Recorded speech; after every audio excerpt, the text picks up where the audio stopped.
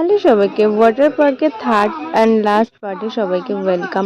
তো আমরা সবচেয়ে বেশি মজা করেছিলাম ওয়েভ পুলটা, কিন্তু ওয়েভ পুলটা আধা ঘন্টা অন্তর অন্তর বা 1 ঘন্টা অন্তর এরকম টাইমে চালাচ্ছিল। তো যাই হোক, আমরা থাকাকালীন 2বার ওয়েভ পুল চালু করেছিল আর আমরা তো খুবই মজা করেছিলাম।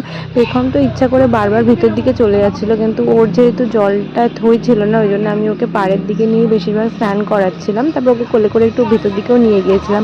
ওখানে মিউজিক চলছিল আর সবাই ডান্স করছিল। সেই দিনের ওয়েদারটা কিন্তু একদম ফাটাফাটি ছিল, মানে না রোদ ছিল না গরম ছিল। আমরা কিন্তু খুব দারুণভাবে মজা করেছি।